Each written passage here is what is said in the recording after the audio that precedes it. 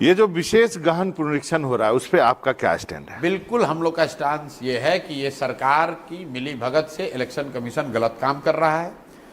इसके दो तथ्य हैं कि भाई अभी 1.5 साल पहले यहाँ चुनाव हुआ है, तो जो वोटर लिस्ट बना वो चुनाव आयोग ने बनाया। अभी लोकसभा का चुनाव उसी से हुआ है।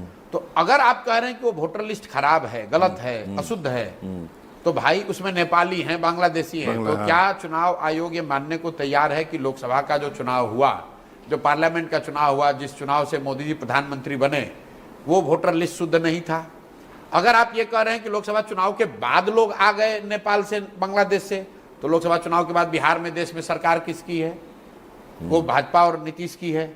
मेरे भाई ऐसा है कि अगर आपको वोटर लिस्ट का सुधार करना है तो जिन लोगों जो 14 का वोटर लिस्ट है उसको मानिए, उसमें जिन लोगों की मृत्यु हो गई उसको हटा दीजिए, जिनका उम्र 18 से ज्यादा हो गया उनका नाम जोड़ दीजिए, जो पलायन करके चले गए उनका नाम हटा दीजिए।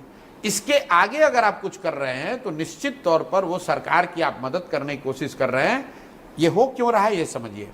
ये हो इसलिए रहा है कि जो मैं आपको बार बार आंकड़ा दे रहा हूं कि 60% से ज्यादा लोग बिहार में बदलाव चाहते हैं, और उसमें सबसे बड़ा वर्ग है प्रवासी बिहारियों का, जो लोग बिहार से बाहर गए हैं।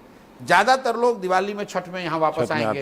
अब सरकार घबराई हुई है कि ये लोग आएंगे तो ये सब एनडीए के खिलाफ वोट देंगे, उनका नाम किसी तरह काटा जाए, उनको वोट देने का अधिकार न हो, क्योंकि वो आदमी अभी बॉम्बे से, कोयम्बटूर से, गुजरात से आकर अपना नाम रिवाइज नहीं करा सकता है। इसीलिए भाजपा की कहने पर या भाजपा की मदद के लिए चुनाव आयोग ये कर रहा है, जो कि गलत है।